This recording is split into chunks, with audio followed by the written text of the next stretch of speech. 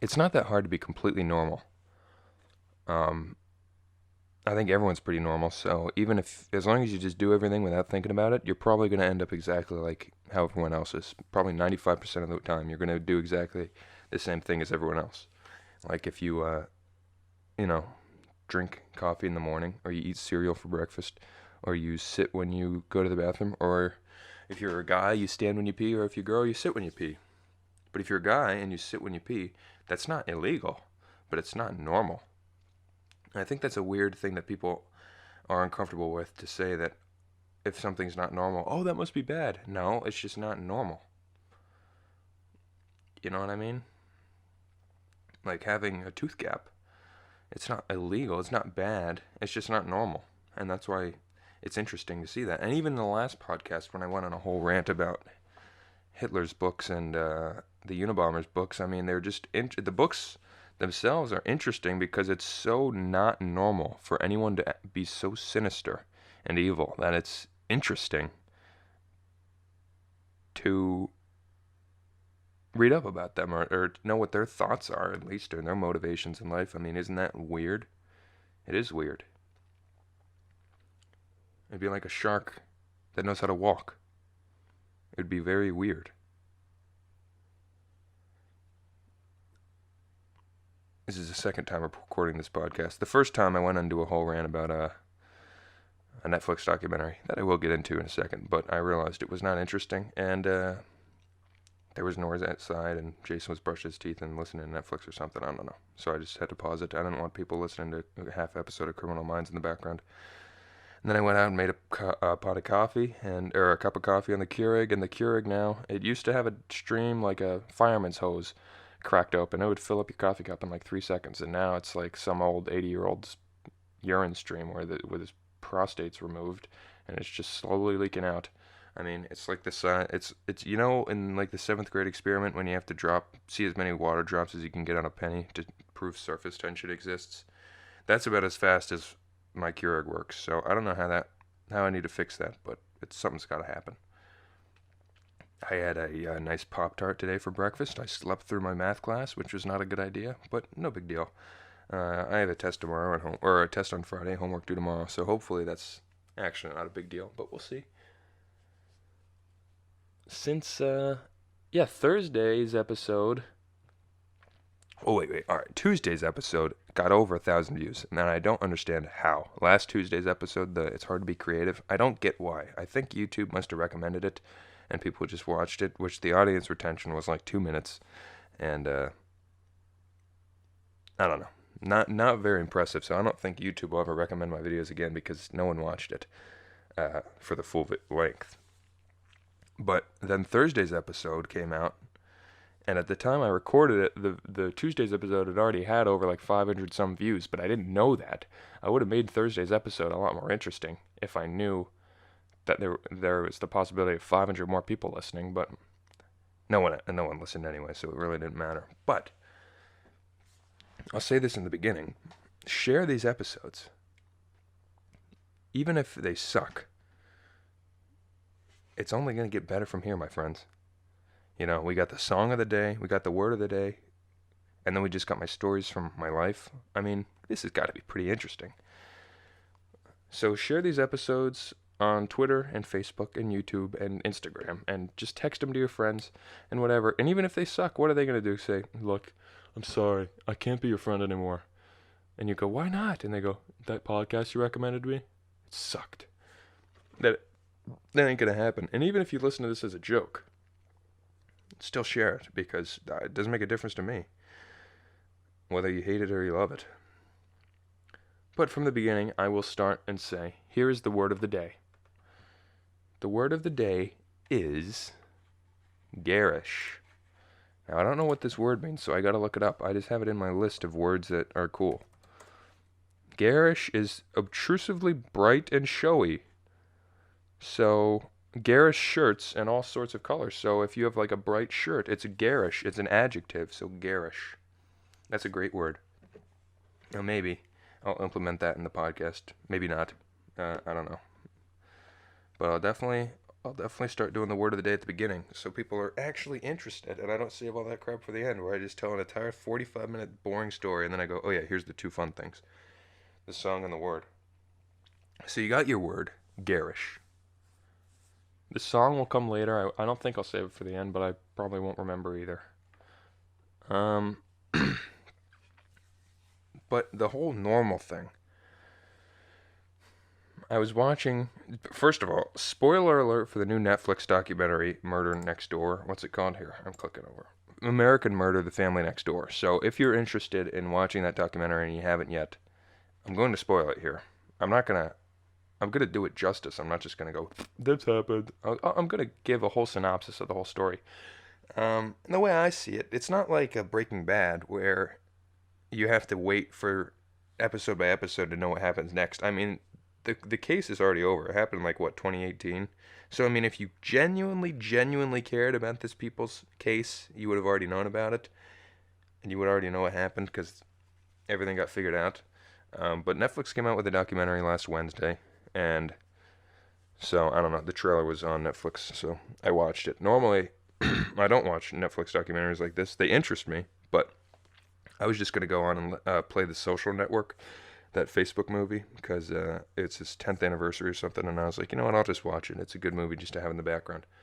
But Netflix trailer really caught my attention, and it was like, there's been a murder next door. So I was like, all right, I'll just watch that instead. And it was already like 1 o'clock, but whatever. I knew I had class at 8, but I knew if I needed to, I could just go back to bed after class, which didn't end up happening. I actually slept right through class, so whatever. Either way, I started this documentary, and now I'm going to go into the details of it. So if you really don't want to know about what happened, you can go click away and watch it, and then come right back. It's only an hour and a half long, so I don't know why you wouldn't. I'm kidding. I'm going to give it a great story right here. And I need to cough, so give me a second. All right, I muted myself so you couldn't hear me cough. Or I paused it and whatever. You can't hear my cough. That was sick. Anyway, so it starts off. So this lady, Shanann Watts, right, had been dropped off at her house at 2 in the morning after a business trip from her friend. I forget the friend's name. I apologize. And then the next morning, the same friend like was texting her, asking, making sure she's okay, just like, hey, what's up? But then she didn't answer, so she's like, are you all right? Is everything all right? You were acting weird over the weekend. So then, after enough time goes by where she didn't answer, which I think was only like 2 hours. Side note, I'm pretty sure for someone to be missing, they have to be gone for like 24 hours. That might be a lie, actually. It might just be a movie thing. But either way, like 2 hours I don't think is long enough for an adult to go without talking where you're like, they must be gone. They must be missing. But she had a mother's intuition, I guess, so she ended up being right. But I don't recommend calling the cops every time someone's gone for more than 2 hours. I mean, I work for 5 hours a day without my phone. What if someone texted me and I show up every day with the cops at my apartment trying to look for me because I didn't answer my phone for 5 hours? Regardless, the cops show up, and the documentary is pretty cool. It's all the body cam footage from the cops. So like, it's not like what's the word? Let me think. I don't know. When they refilm it, what is that called? I don't know. I just had to pause the recording because I seriously was sitting here for like a minute trying to think what that's called. But like a reconstruction, I guess, or something like that. I mean, I know there's another word for it, but I can't remember it because I'm an idiot. Whenever it comes to a podcast, as soon as I start recording, I forget every word I've ever thought. Regardless, whatever, reconstruction. They used all the body cam footage from the police officers, so it was like you were right there. And then, so the cop goes around walking around the house. He's like, he gets permission to go into the house. See, I can't even remember the word permission. He gets permission to go into the house. And he looks around. He's like, everything looks clean. He talks to the husband. And he's just like, yeah, I mean, I talked to her. She left her phone. She left her wedding ring. Oh my God, what's going on? Our kids are gone. They took their blankets. And it's this rich neighborhood, which was pretty impressive. Another thing about the story is, so they use like police body cam footage, and then for the lady that's missing, she used to be obsessed with like going on Facebook and vlogging her entire life. So she has like all this footage of just her talking to the camera, which is cool too for a crime scene. Unfortunately, her vlogging paid off, but not in a good way. Um, yeah, we got great news. Oh, what is it? Oh, your vlogs are finally going to be put on a Netflix documentary. Oh, really? When? Well, you're going to die, and then we use it for B-roll footage. Okay, all right. All right. I guess you know what. That's fair. So they have this footage of her like talking about, yeah, yeah. I used to work my tail off, and I finally built my own house, and it was this like beautiful, huge mansion in Colorado. So I don't know where the heck this lady worked, cause then later her job where she like came back from this, what's this word? Work thing. She was on a work trip. God, I'm an idiot. She was on a work trip in Arizona and came back when she got back at 2 o'clock in the morning. So her job was like a sales rep for this weird company, and it just sounded like a pyramid scheme company. So I don't know what kind of jobs this lady's getting where she's making enough money to build this mansion, but I guess maybe pyramid schemes are the way to go.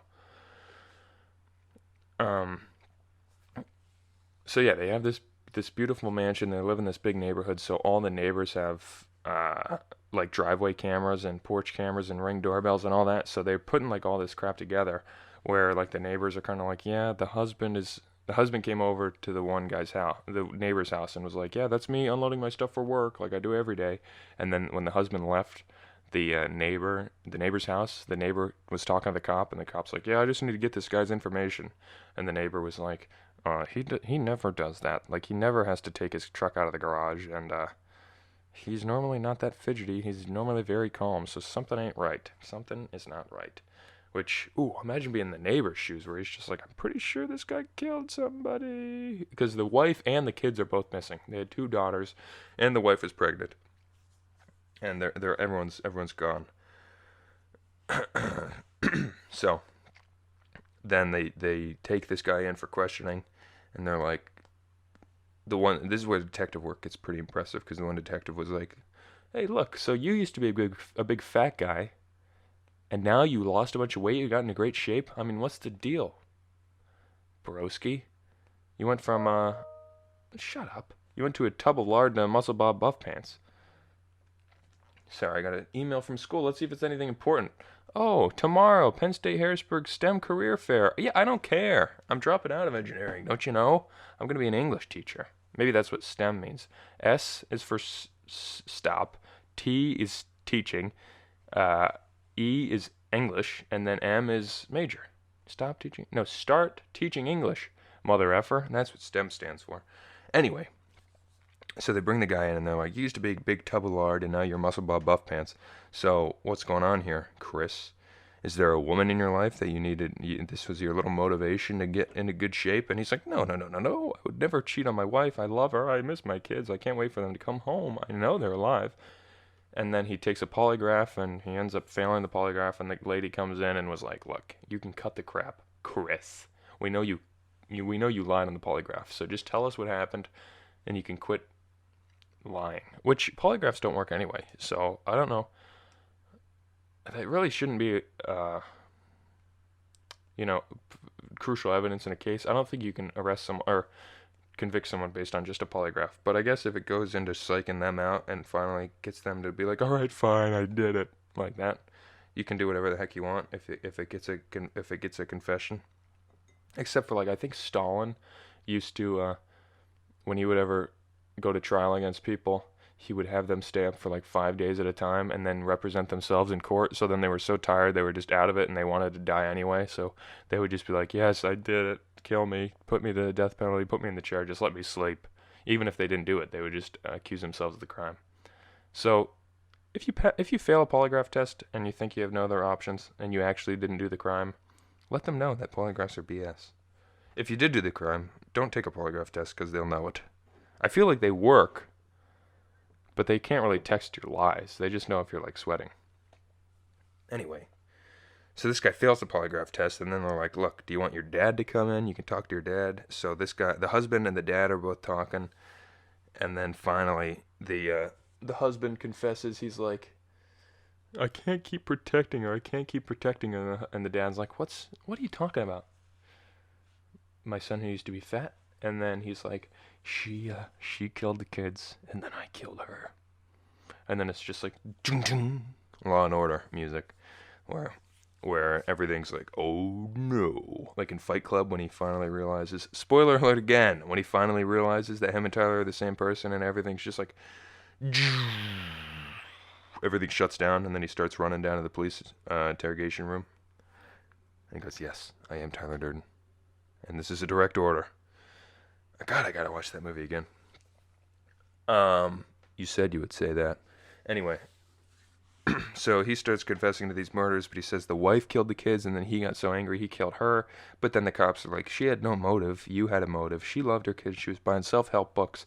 She was like just trying her best to keep this marriage working, and you already found another piece of tail on the side that you were, rolling around on top of. So all signs point to you killed your kids and your wife to start a new life with this young broad. Oh yeah, he was cheating on his wife. See, I said I recorded this podcast twice, so I can't remember what I already said. But he kept going, I'm not cheating, and the wife had texts with him like, are you cheating on me? He's like, no, and like, so she had already brought it up to him, but he ended up he was cheating on her because this other lady came in and was like, yeah, I'm the lady he's cheating on her with. He told me they were separated. I didn't know they had kids. I didn't know she was pregnant. So I'm just coming to you to let you know, like, he's obviously a liar. And here's his MO. So then the cops are like, all right, we don't believe you. You just confessed to your dad about killing everybody. Killing your wife and saying that she killed the kids. That doesn't add up, but all right, that's a start. So then he ends up confessing to the entire murder and saying that he killed the wife out of anger. I can't remember why. She was he threatened a separation, and then she said, you're never going to see the kids again, and then he killed her. Right. So that was quite a lead up to just give that away in 3 seconds. But yeah, so he killed her. And then the kids came in, and then he drove, so the wife was dead. He put her in the car, and then he put the kids in the back seat of the car. The kids were alive, sorry. 2 daughters in the back seat of the car with the mom on the floor, and they drove like an hour away to this oil rig that he worked at, and he buried the mom in the shallow grave, and then he smothered the kids. And I don't feel comfortable just reading this or saying this like, oh yeah, then he did this, and then he went shopping, and then he killed his wife, and then he killed his kids. So he buried the mom, and then these like 3 and 4-year-old kids, he put let's just say he killed them. And then he just threw them in a big vat of oil, which is disgusting. Which brings me back to my original point. It's not that hard to be normal. You really have to try to be against the grain. You know what I mean? That's why celebrities are so... there's so few celebrities. Like I said in the last episodes, or maybe it was the creative episode, I can't remember. But the fact that they're celebrities is because these people are not normal. Whether that's a good thing or a bad thing. And celebrities, not even actors, but just like LeBron James is not normal. He's an excellent basketball player, but that's not normal. Most people are average at basketball, and this guy's extra good. And there's probably someone equally bad. So this guy was definitely not normal. He killed his wife and his kids, which is not normal. And you have to try really hard to do that. And I don't think I could ever manage the courage to ever kill anybody in my life. And if I do... well, I don't think I will, so I don't even know what to say after that. If someone kills me, please show them this podcast and prove that I would never kill my kids if they try to put it on me and go, well, he killed them first, so then I killed him. No, I didn't. I wouldn't do that. Also, what's left for everybody in court if this is my trial, or if this is the trial for my wife's murder, or whatever the heck. My wife murdered me, play this, and I'm just talking to everyone in the crowd? What's going on? Anyway. What a weird thing to do. Kill your entire family? I don't get it. I'm not a big fan of anyone that would do that. Just a coward's way out, I guess. So yeah, that was an excellent Netflix documentary that you don't have to watch now because I just gave you the whole story. But I do recommend watching it. You already know what's going to happen. I mean, it's called Murder Next Door. You know there was a murder. And they don't talk about any other, suspects. You know what I mean? It's the husband, even from the first 10 minutes of the film. That's one thing I say. They didn't even give any other... Not, and there wasn't necessarily any other suspects in the case, but let's not pretend it wasn't the husband. Just go out right away and say it was the husband, and then we get to watch.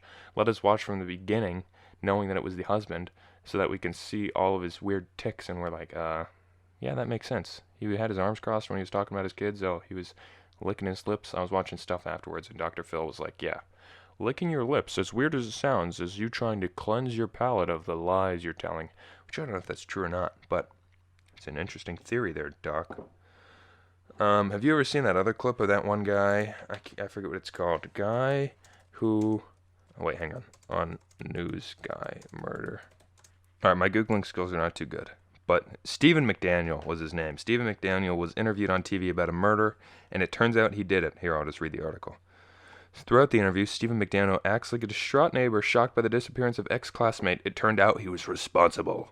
So yeah, look that clip up on YouTube. But again, I'll spoil the entire thing for you. So he's getting interviewed on the news, and he's like, yeah, she was a great girl. We just all were friends with her. I mean, we're pretty freaked out, actually, that she's missing. We hope she's all right. And then the newscaster goes, now, did you hear about the body they found in the dumpster? And then he just goes, body? And then he's like, uh-oh. And then for the rest of the interview, he acts exactly how everyone would act if they knew they were just getting caught with a murder. Which, I'll give the guy the benefit of the doubt. Right? Like, I obviously don't condone murder. I don't know how you could do that, but I imagine we all would have...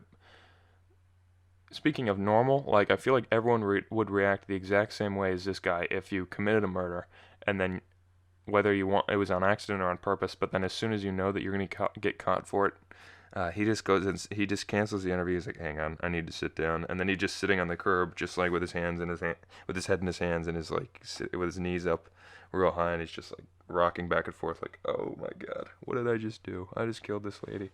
So then it ends up that he was the one who killed her. And I used to look that up, or not that I used to look it up. I looked that case up before. I forget exactly what happened because I looked up a bunch of murder cases before, so I don't remember what details work and what details don't work. Anyway, he had a master key to all the rooms in the building. He had find the packaging to a hacksaw used to dismember the woman's body in his room, as well as a master key to the rooms in the building. They found a pair of her panties in McDaniel's apartment and several blog posts he had written describing the torture and violence towards women. Alright. That guy's a nut job. That's very weird. He detailed... This is creepy. Maybe I should just read these more often on the podcast. Just murder interviews on the news. You know what else I should do on the podcast more? Play a song. Today's song of the day, I gotta find it real quick because I didn't really pick one, but I normally have great music taste. This song's called Harlem River. It was just in a weird... No, you know what? I'm not playing that song. I'll give you 1.5 songs of the day. I'm not going to play it, but you can go listen to that song because it is very good. The song we're playing today is one of my favorite songs of all time. It's called Black Water by Ruben and the Dark. And here's how it goes. Hang on. I'm going to let it play for a second so YouTube doesn't get me mad, and then here we go. I get high and I get low. Alright, that was probably way too long for YouTube, but that's an incredible song. It's called Black Water by Ruben and the Dark. It was in El Camino's trailer, and you know what?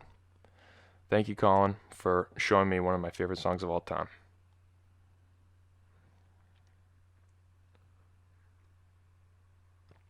Taking a sip of coffee here.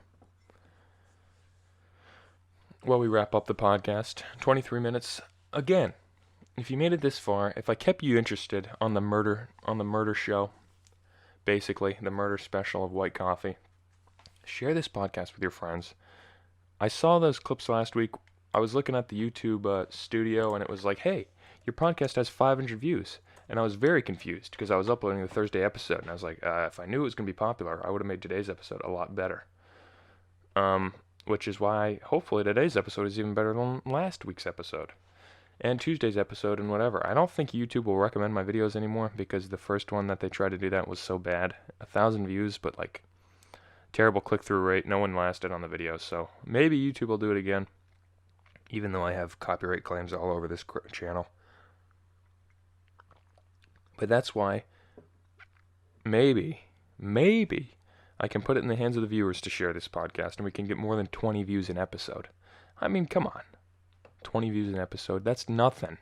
That's nothing, people. We got 194 subscribers on the channel, so how about we get 1,000 views every single episode? Let's get this channel monetized, why don't we?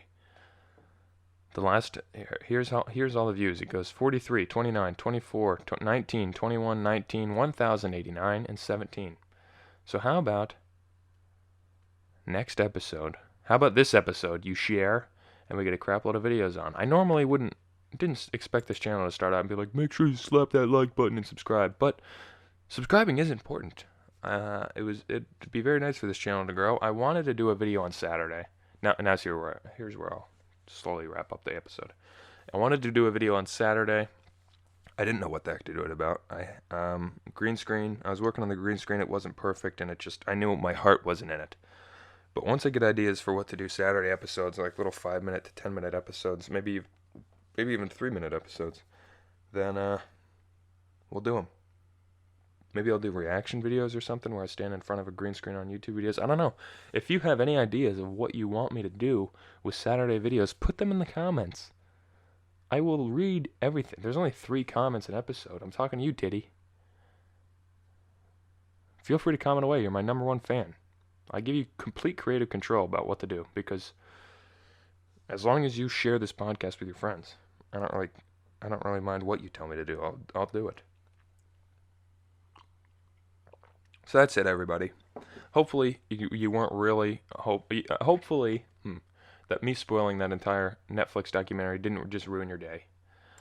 I recommend going out and looking up that Stephen McDaniel interview. It's pretty funny with the Curb Your Enthusiasm music. He's like, buddy. I recommend the Murder Next Door documentary on Netflix. I know I spoiled the entire thing, but you already knew what happened. I mean, it's called Murder Next Door. You had to have known that there was going to be a murder. Let's be honest. And yeah, that's the end of the episode, everybody. Thanks for listening. Hopefully we got the word out of the day early. Maybe that'll be a new thing for the podcast. That's the thing about this podcast. It's amorphous. It's always growing. It's very organic. It just kind of changes with whatever goes with whatever is popular, which right now we're not popular enough to make a difference on the channel because I don't know what works or what doesn't. So you got to tell me what's popular. And I'll see you all in the next episode.